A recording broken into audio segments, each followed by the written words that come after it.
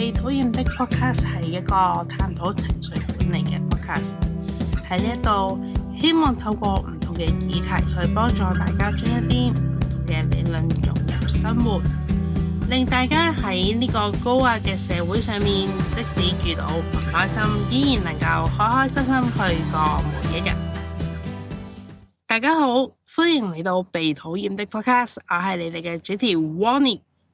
咁咧，今集咧其實就想分享一個最近自己學到嘅功課嚟。咁其實最近自己返工都真係都幾唔開心下，眼淚都真係流咗都唔少。咁咧有一次去見姑娘嘅時候咧，姑娘就教咗我一個功課。咁而我都覺得咧呢個功課真係好有用。咁所以我想喺呢度咧，就將呢個方法咧分享俾大家。咁呢個方法咧就叫做 ABC 法則。A 即係引發嗰件事件， B 就係自己對嗰件事嘅睇法同埋解釋，而呢一個係可以係好主觀嘅。C 就係一個結果，包括咧情緒同埋行為。咁呢個法則咧，佢嘅核心講緊咧人嘅一啲情緒同埋行為結果咧，唔係咧係由呢件事件直接去決定，而咧係由事件裏面產生嘅 B 去影響，即係我哋點樣去解釋，我哋點樣去睇呢件事。以下咧我會舉兩個例子，咁咧大家就可以咧去睇到 ABC 法則裏面咧點樣去影響我哋嘅情緒啦。第一個例子，有一日你發現你男朋友有咗第二個，一腳踏兩船，哇！你傷心到真係完全成晚都瞓唔到。然後你第二日返工做錯嘢。咁喺呢個例子裏面咧 ，A 即係嗰件事件，即係你男朋友一腳踏兩船。B 就係你傷心到不得了。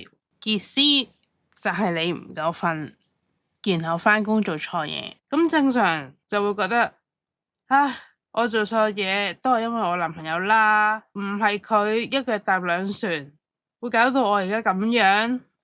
但係其實真正令你返工做錯嘢，唔係呢個 A， 而係嗰個 B， 亦即係你傷心到不得了嘅呢個低落情緒。事件嘅發生呢，係人哋造成嘅，亦都真係你控制唔到嘅。所以如果你認為問題出咗喺 A， 而你一啲辦法都冇嘅，同時間其實隻腳生喺你男朋友度，佢要一腳踏幾船啊，踏到去月球啊，其實你都阻止唔到。況且真真正正讓你喺工作上出錯嘅，其實係嚟自你悲慘嘅情緒。而呢個 B， 即係你對你男朋友一腳踏兩船嘅睇法，係可以掌控嘅。點解咁講呢？好似好冇人性咁喎。我舉個例子，第一個就係啱啱咁樣啦，可以係傷心到不得了，然後成晚都瞓唔到，亦都可以係哇，我好彩唔係同佢結咗婚啫，我好彩唔係同佢生咗仔啫，如果唔係到時離婚咪仲麻煩。哇，我好彩結婚前就睇清楚呢個人啫，我好彩冇嫁錯郎啫。所以呢一個 B 就已經係影響緊你嘅 C， 你嘅情緒，你嘅行為。我再舉第二個例子，有一日你去到公園休息，你將你最心愛嘅嗰本書放咗喺你坐緊嗰張長凳上面嘅隔籬。呢個時候有個人行埋嚟，坐咗喺度，直接就將你嗰本書壓爛咗。咁你會有啲咩反應啊？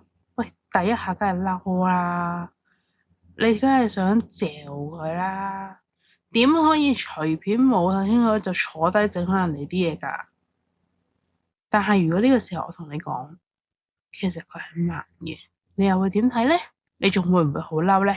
會唔會調翻轉覺得好好彩，只係放咗一本書？如果係一啲油漆，甚至或乎係一啲尖銳嘅嘢，佢就慘啦。我哋翻轉頭睇一睇，其實個 A 係冇變過，即係我哋本書爛咗。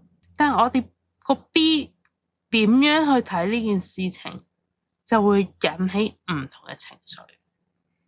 我哋覺得佢係刻意去整壞我哋本書，定係我哋覺得佢係唔小心我哋嘅情緒已經有好大嘅出入。所以 ABC 理論正正就係講緊，其實唔係 A 影響緊個 C， 而係 B 影響緊個 C。